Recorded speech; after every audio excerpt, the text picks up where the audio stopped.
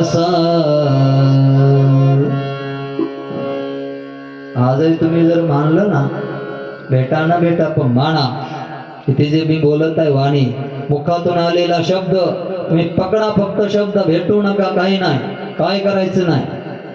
आणि तो शब्द पकडला, मंत्र एकांतामध्ये तुम्ही गेलात, मनात मारलं, बस मानलं की हा राम माझा गुरु आहे, हनुमानजी माझे गुरु आहेत, राम मंत्रच माझा गुरु आहे. बसा तुम्ही आणि करा सुरुवात. उद्धार होतो. एकलव्याने द्रोणाचार्याची भेट नव्हती घेतली. मातीचा द्रोण बनवला द्रोणाचार्य, त्याला विचारून धनुर्विद्या शिकले. अर्जुनापेक्षा भारी निघाला. भाव, विश्वास. एकांतामध्ये जा आणि या रुद्रगीताचं अनुष्ठान करा. शंकर भगवान अदृश्य झाले. प्रचेताने तो मंत्र घेतला, रुद्रगीत घेतलं, सरोवरामध्ये खाली गेले. 10,000 वर्ष त्या रुद्रगीताचं अनुष्ठान केलं. शेवटी नारायणाने दर्शन दिलं, आदेश दिला, जा तुम्ही पुन्हा. तुम्ही म्हणला होता, बापाला वचन दिलं की आम्ही पहिलं नारायणाची प्राप्ती करणार, नंतर संसार करणार. जावा वापस. आले घरी. पुन्हा सांगितलं होतं नारायणाने की पक्षाची कन्या वार्क्षी, तिच्याशी विवाह करा. तिच्याशी लग्न केलं. बराच कालपर्यंत संसारामध्ये राहिले. आणि त्या वार्क्षीपासून दक्ष नावाचा मुलगा प्राप्त झाला. दक्ष जो प्रसिद्ध आहे तो दक्ष, त्याचा जन्म झाला. आणि मग यांना जागृती आली, अरे देवाची प्राप्ती झाली होती आपल्याला, आणि एवढा मोठा आपण तपश्चर्या केली होती, पुन्हा संसारामध्ये आलो, ते सगळं शंकराने उपदेश केलेला विसरून गेलो. यदादिष्टं भगवता शिवेन धोक्षजेन च तद्गृहेषु प्रसक्तानां प्रायसः क्षपितं विभो. सोडाय सगळं, निघाले बाहेर, आले पटांगणाला. पुन्हा बिंदू सरोवराकडे चाललेला आहे. नारदांची भेट झाली. नारद महाराज, शंकराने आम्हाला रुद्रगीताचा उपदेश केला होता, संसारामध्ये पडल्यामुळे आमचं सगळं विसरून गेलं, आम्हाला सांगा काय करावं. तेव्हा नारदाने पुन्हा उपदेश केला. सांगितलं 2 गोष्टी करा. संतुष्ट्या दयया सर्वभूतेन सर्व इंद्रियोपशांत्या जनार्दन तोषते आसु. दया करा सगळ्यावर, समाधानाने राहा आणि भगवान इंद्रियांची शांती करा आणि भगवंताचं नाम घ्या. नारदाने उपदेश केला. पुन्हा हे बिंदू सरोवरा नारायण सरोवरामध्ये गेले. पुन्हा अनुष्ठान केलं, भगवंताची प्राप्ती केली. इकडे प्राचीन बरीने यज्ञ केला, पशूंची हत्या करू लागला. आणि या पशूंच्या हत्यामुळे नारदांना दया आले. नारदजी आले. नारदजींनी दाखवलं, ज्यांना तुम्ही मारत आहात ते पशु तलवार घेऊन आकाशामध्ये उभे आहेत, तुमची वाट पाहतात मरणाची. खाऊ नका, मांस मारू नका. दिव्य दृष्टी दिली, दर्शन करविलं. आपल्याला दिसत नाही पण ते आहेत. जसं कर्म केलं तसं भोगावंच लागतं. आता नाही सावध झालात तर पुन्हा कधी होणार. एवढं मोठं आयुष्य देवाने चांगलं दिलेलं, खाण्यापिण्यामध्ये जिभेचे चोचले पुरवण्यामध्ये आपण घालतो. जरा सब्र करा, जरा सावध व्हा. नारदाने उपदेश केला. प्राचीन बरीला चेतना जागृत झाली. यज्ञ बंद केला. ही कथा 4th स्कंदामध्ये समाप्त होते. 5म स्कंदामध्ये प्रियव्रत नामक राजाची कथा आहे. त्याच्याच वंशामध्ये नाभी आदी 10 मुलं आदी प्राप्त झाले. पुन्हा त्याच वंशामध्ये ऋषभ भगवंताचा अवतार आहे आणि ऋषभ भगवंताच्याच घरी 100 मुलाचा जन्म झाला. त्या 100 मुलामध्ये त्याच मुलामध्ये असणारे एक राजा होते भरत राजा. त्या भरत राजाने त्या सगळ्या देशाला सांभाळलं. त्यांची 4 मुलं होती.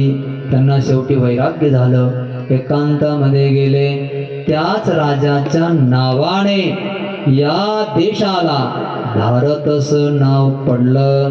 बोली भारत माता की जय. पहिलं या देशाचं नाव होतं अजनाभ वर्ष, पहिलं नाव होतं.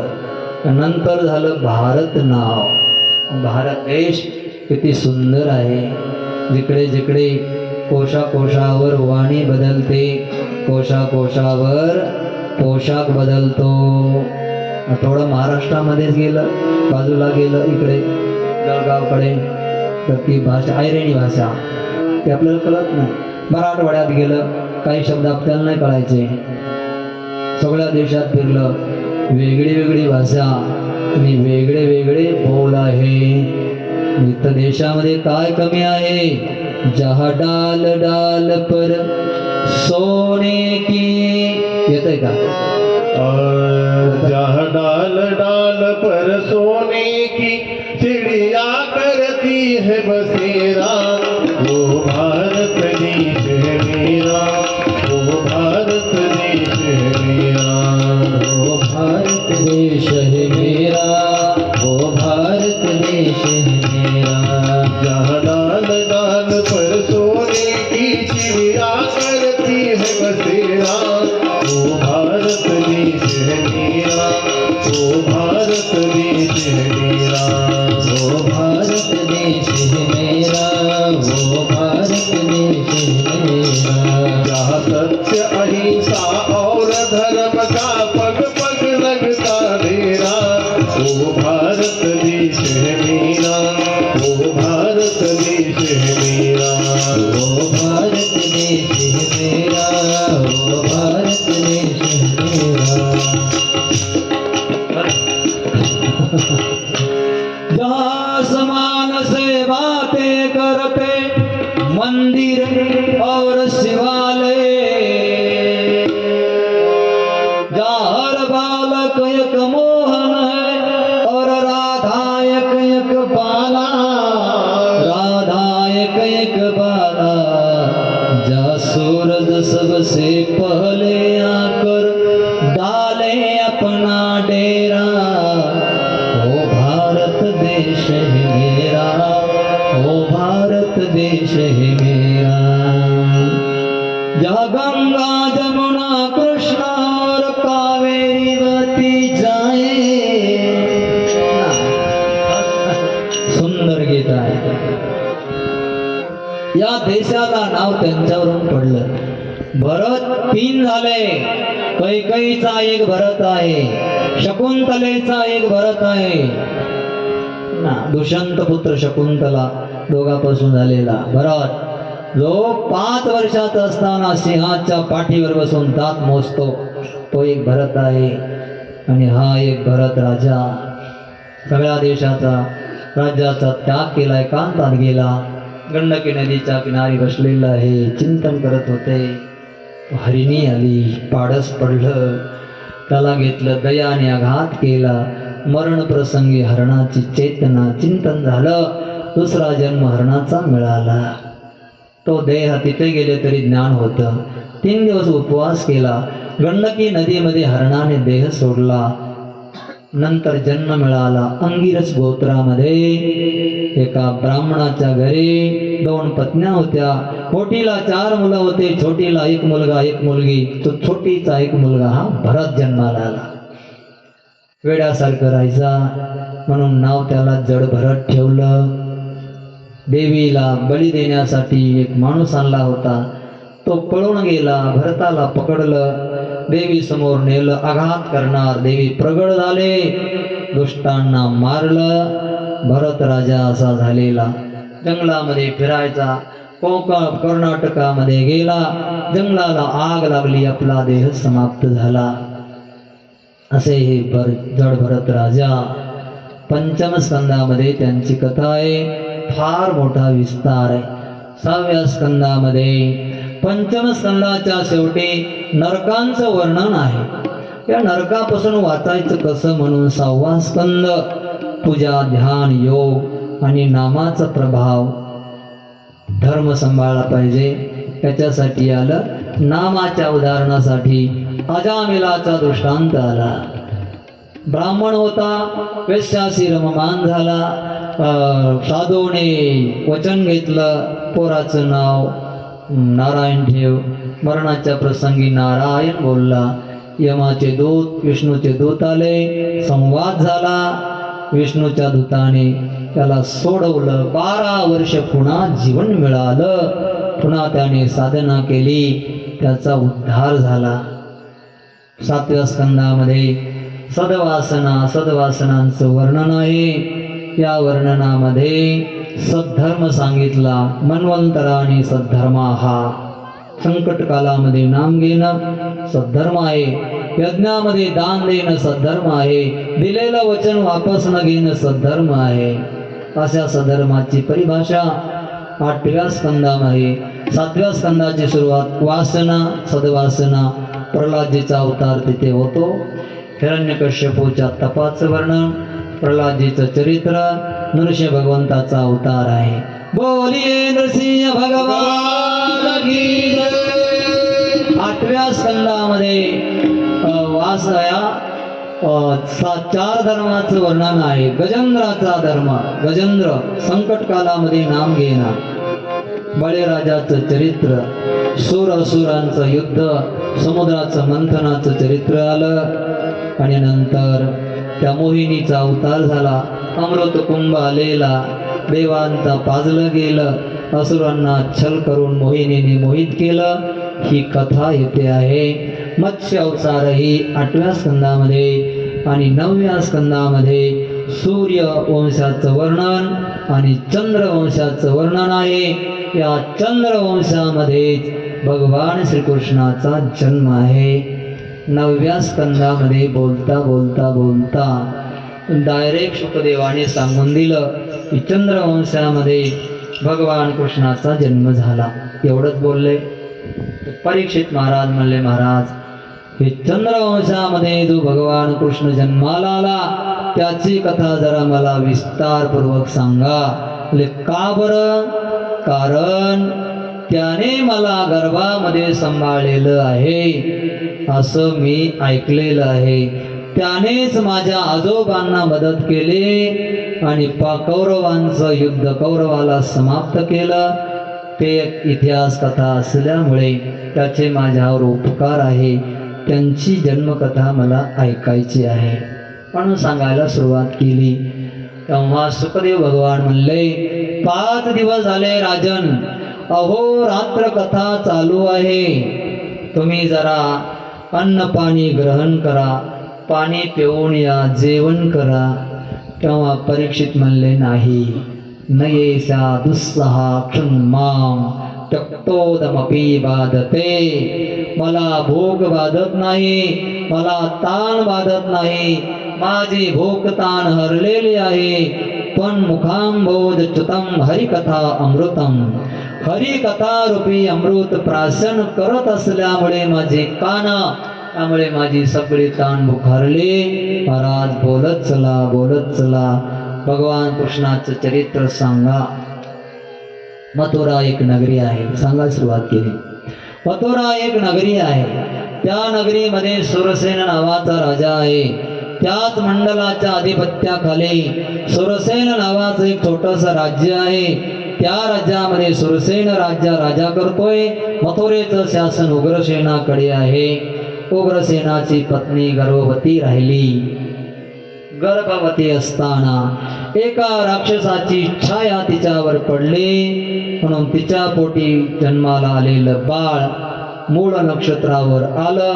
ब्राह्मणाने भविष्य सांगितलं, हे बाळ मूळ नक्षत्रावर जन्माला आलंय, त्याला नदीमध्ये सोडून द्या. उग्रसेनाने त्याला उचललं, नदीमध्ये सोडून दिलं. वाहत वाहत वाहत वाहत ते खाली गेलं. जे बाळ सोडलं तेच आहे कंस.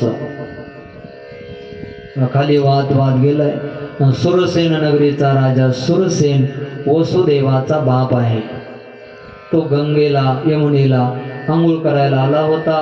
त्याने पाहिलं वाहत आलेलं बाळ, घेतलं, राणीपाशी दिलं. राणी, पहिलं बाळ तर आहेच आपल्याला, पण हेही बाळ देवाचा प्रसाद समज आणि याला हे आपला आहे म्हणून सांभाळ. घरी ठेवलं, सांभाळू लागले. त्याच्या एकदा नारदजी फिरत फिरत आले.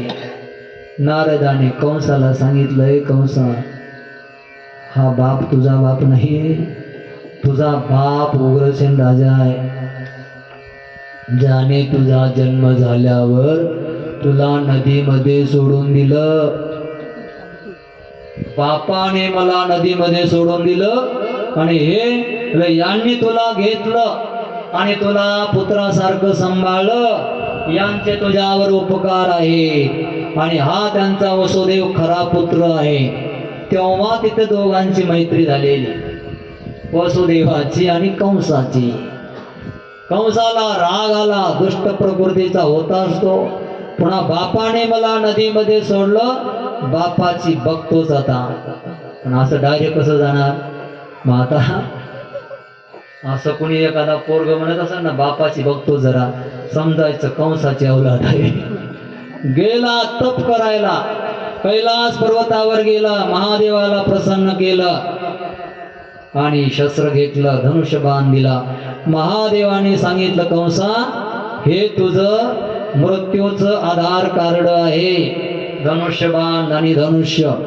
हा धनुष्यबाण आणि धनुष्य जो कोणी तोडेल त्याच्या हाताने तुला मरण येणार आहे, त्याला सांभाळून ठेव.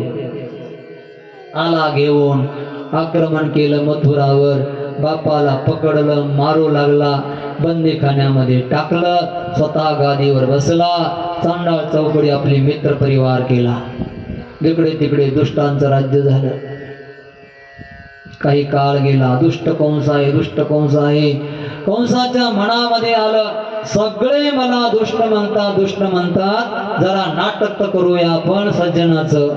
त्यांनी सज्जनाचं नाटक करायला सुरुवात केली. आला की त्याला बोलायचा, हात जोडायचा, नमस्कार करायचा. जसं पंचवार्षिक योजना आली की करतात ना माणसं, नमस्कार, काय पाहिजे तुम्हाला, आजी, आजोबा, काका, काकी, मावशी.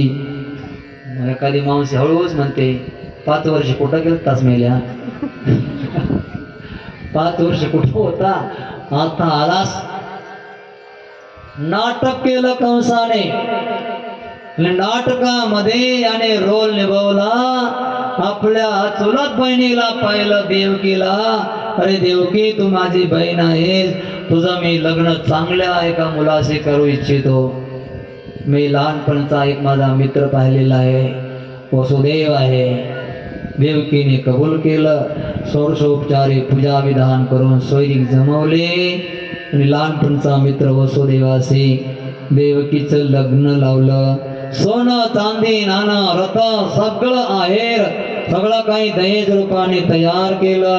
दास दासी या सेवेमध्ये सप्रेम भेट दिल्या आणि स्वतः नाटक करून बहिणीच्या वरातीमध्ये वाट लावत असताना घोड्याचे बागडोर पकडले, जाऊ लागला रथामध्ये नवरी नवरदेवाला घेऊन. एवढ्यामध्ये आकाशवाणी झाली. पतीनम गृहिणम, जात असताना शरीर अवाक, अवाक म्हणजे आकाशवाणी. अस्यास्त्वाष्टमो गर्भो हंता यांवहसे बुधः पते ग्रहीणं कंस मा शरीरमा. अस्यात्वाष्टमो गर्भो यांवहसे अबुध. अबुध, बुध म्हणजे ज्ञानी, अबुध म्हणजे मूर्ख. अरे मूर्खा, तिला घेऊन चाललेला आहेस ना, तिचा 8वा गर्भ तुला मारणार आहे, असं म्हणल्या बरोबर याच सज्जनतेचं नाटक संपलं. देवकीची वेणी पकडली, तलवार काढली. दुष्टाचं प्रेम जास्त वेळ टिकत नसतं. मारायला हात वर केला, कंसाने हात धरला. अरे आता आता लग्न झालंय आणि आता हिला मारतोय? अरे बहीण आहे तुझी. हाताला धरलं, मित्रा, अरे असं मारायचं नसतं. आणि तो कसा आहे, तो काय सामान्य नाही. बघा इथं नीती कशी चालते. एखाद्याला समजून सांगायचं असलं ना, पहिलं त्याचं महत्त्व सांगायचं. तुम्ही काय सामान्य नाहीत, तुम्ही फार मोठे आहात असं सांगायला सुरुवात केली. श्लाघनीय गुणस्फुरैर् भगव भवान् भोज यशस्कर सकथं भगिनीं हन्यात् श्रेयमुद्वाह पर्वणि. तुम्ही श्लाघनीय आहात, प्रशंसी आहात, भोज वंशाचे कीर्ती वाढवणारे आहात, शूर आहात. तुमच्या पराक्रमाचे कीर्ती तिन्ही लोकांमध्ये आहे. एवढे मोठे तुम्ही असताना स कथम भगिनी म्हणण्यात स्वतःच्या बहिणीला का मारता. अहो महाराज, अरे कंसा, तू माझा मित्र आहे म्हणून सांगतोय, नारीला कधी मारायचं नसतं. आणि पुन्हा नारी असून पुन्हा ही तुझी बहीण आहे, बहीण असून पुन्हा मंगल द्रव्याच्या अंगावर आहे, शुभ मंगल आता झालेलं आहे, का मारतोस हिला. अरे असं करणं चांगलं नाहीये, का मारतो. कंसाने उत्तर दिलं, हिच्या उदरी येणारा 8वा गर्भ माझा शत्रू आहे, मला मारणार आहे, तुला मारणार आहे. मग तो मारेल तरच तू मरणार आहे का. आणि त्याने नाही मारलं तर मरणार नाही का तू. आणि हिला जर तू मारलं, तू मरणार नाही का. अद्यवादेशतां देवा मृत्युर्वै प्राणिनां ध्रुवः मृत्युर्देहवतां. ज्या दिवशी जन्म झाला ना कंसा, त्या दिवशी मृत्यूची तिथी लिहून ठेवली तुझ्या. म्हणून तू सोडून दे, द्रोह करू नको. सोडतो पण हिला बंदीखान्यामध्ये ठेवणार, ठीक आहे. आणि कंसा, तुला मी वचन देतो, हिच्या उदरी जन्माला येणारे सगळे मुलं तुला मी समर्पित करेल. ठेवलं बंदीखान्यामध्ये. पहिला पुत्र जन्माला आला, दुसरा आला, तिसरा आला, चौथा आला. नारदाने शिकवलं होतं, 5वा 6वा 6 मुलं मारले. 7वा रोहिणी उदरी नेऊन घातला. 8वा जो आहे कृष्ण कन्हैया आला. कंसाची स्थिती बदलली. रात्रंदिवस कृष्ण काळा काला आला आला असं म्हणायचा, घाबरायचा. जेवायला बसला, डाळीमध्ये जिरा करपलेला पाहिजे, आला काळा आला. एखाद्याच्या डोळ्याकडे पाहिलं, काळा काळ बुबुल दिसलं, काळा आला. स्वप्नामध्ये उठून बसायचा, पळायचा, काळा आला. काळा म्हणजे कृष्ण. रात्रंदिवस चिंतन करायचा. भगवंता आणि देवकी समोर मारायला जायचा. उदरामध्ये तिच्या देव आहे, तिच्या समोर गेला की मागे सरकायचा, परत गेला एकांत, परत पळत यायचा, मारायला धावायचा. अशीच्या ती चिंतनाची गती झाली. पाहता पाहता द्वापार युग होता. द्वापार युगामध्ये असणारा श्रावण महिना, श्रावण महिन्याची असणारी अष्टमी तिथी आहे. अष्टमी तिथीची रात्र, रात्रीचा मध्यकाल. मध्यकालाच्या वेळेला देवकीच्या समोर गोपाल श्रीकृष्ण प्रगट झाले. बोलिये गोपाल कृष्ण भगवान की जय. कृष्णाचा जन्म आज धावत्या वेळेमध्ये मी करण्याचा प्रयत्न केला.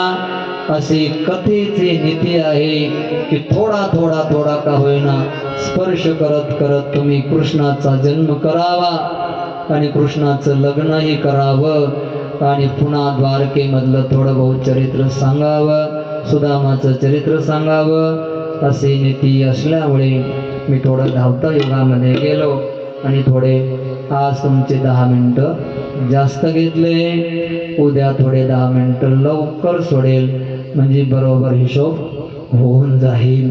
झालेली कथा आजची इथे विश्राम घेते. लवकर